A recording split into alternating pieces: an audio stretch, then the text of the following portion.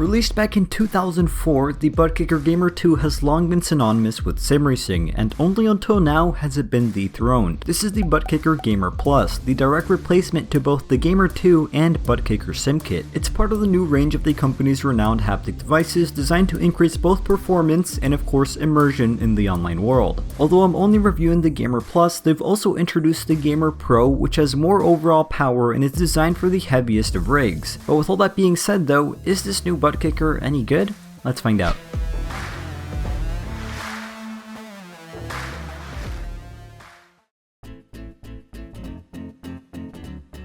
The guys over at ButtKicker have kindly sent this unit to me for review. As of the making of this video, it is only available for pre-order and they'll begin to ship out on or before May 1st.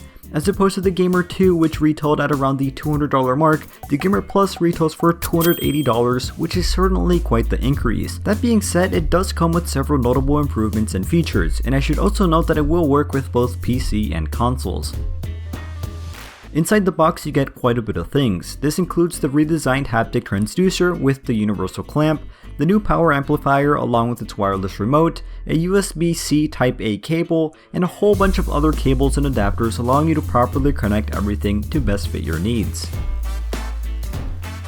Since I am using the ButtKicker Haptic Connect software on PC, for me it was as simple as connecting everything together and routing a single USB cable onto my PC, where it was immediately recognized. So what's upgraded from the previous Gamer 2? Well, the Gamer Plus comes with upgraded cabling, interconnects, clamping, and mounting solutions. Moreover, the amplifier now has a digital volume display and a wireless remote to limit the amount of cables and clutter. From both my understanding and experience though, the actual performance is the same. For those of you who don't know, haptic transducers bring tactical feedback to your gaming experiences by essentially shaking and vibrating your chair or cockpit accordingly.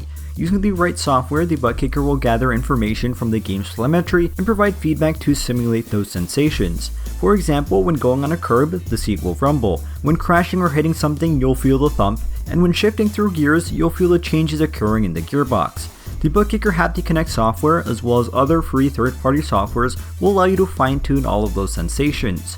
While the ButtKicker is primarily intended to increase immersion, which it certainly does, it could also increase performance on track as it serves as yet another indicator of how your car is reacting.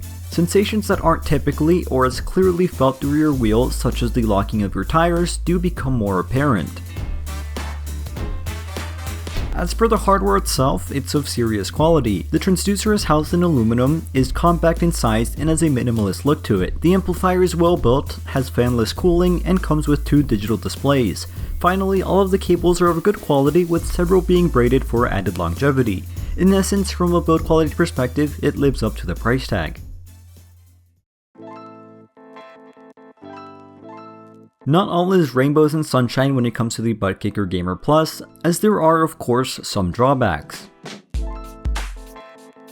For starters, it costs about $80 more compared to the Gamer 2, while providing no substantial difference in actual performance. The Gamer Plus provides a lot of very welcome quality of life upgrades, which does make it a lot more user and sim rig friendly, but you can decide if that's worth the 40%-ish price increase.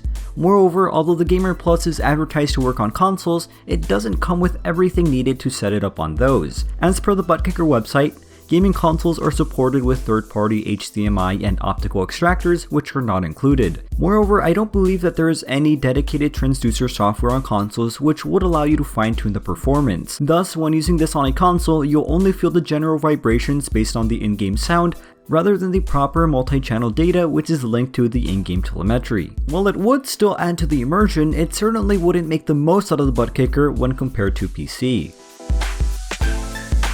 As I mentioned earlier, the official ButtKicker Haptic Connect software has been released alongside these new products. That being said, there is a catch. Although the standard version of this software is currently included with the purchase of a Plus or a Pro model, that only currently includes support for iRacing, Dirt Rally 2, and Assetto Corsa. However, they are planning on adding more game support on a regular basis, with the goal of having around 16 to 20 supported games by the end of the year. The problem is that other than the 4 supported games included with the standard package, any additional plugins, i.e. any other sim racing games you want to control with the Haptic Connect software, will cost you between $299 and $999 each, which means that apart from paying $280 for the ButtKicker, if you want to make the most out of it and use the Haptic Connect software with anything other than the 4 included games, you'll need to pay even more.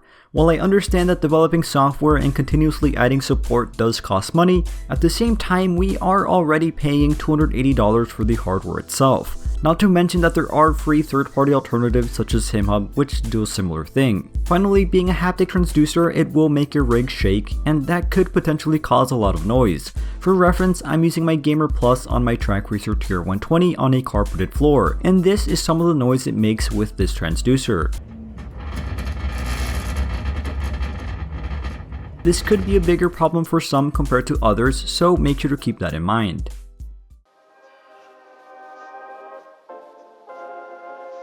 In conclusion, the ButtKicker Gamer Plus continues the company's well-known reputation in the sim racing world. Although it doesn't provide more performance compared to the model it's replacing, it certainly adds a whole lot of quality of life upgrades intended to up the user experience. From a performance standpoint, it's great, and the sensations it gives off have become essential for many.